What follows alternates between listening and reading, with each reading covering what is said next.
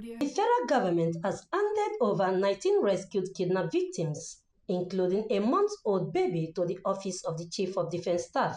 Among the rescued were two high-profile figures: former NYSC Director General, Major General Mayara Zutsiga, retired, and Ambassador Gideon Yuana, both of whom endured weeks of captivity under brutal conditions. Siga gave an emotional account of surviving near execution, hunger, and terror in the hands of his captors, calling his survival a miracle of God and the armed forces. On his part, Ambassador Yuana also praised President Bola Tinubu and the security agencies for their quiet and tireless effort in backing the mission that saved their lives. A day before I left there, that is day before yesterday, on the mountain I was staying, unexpectedly, we just look around. What do we see? Hyena parading around us to get its own food. And which kind of food? We, the human beings. Those of us that experience that place, we always stay with snakes, scorpions.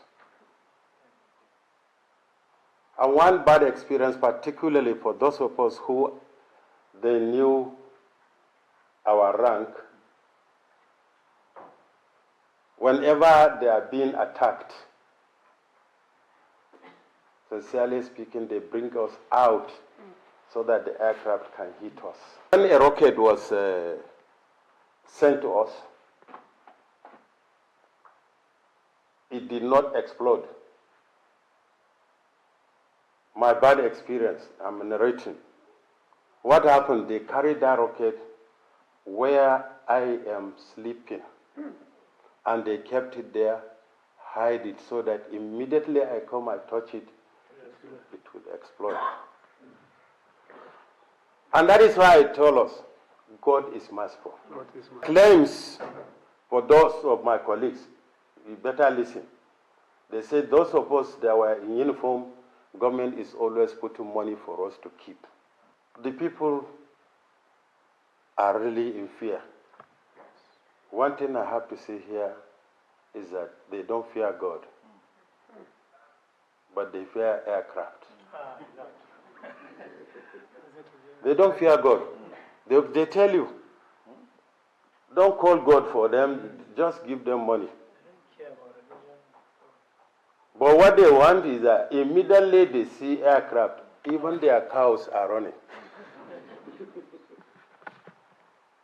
Therefore, we should try as much as possible, in as much as the government is doing the best it can, we should also try to contribute. There used to be a lot of noise because of these bandits, but now there's some quiet. It's due to their hard work. I want to thank the offices for what they are doing.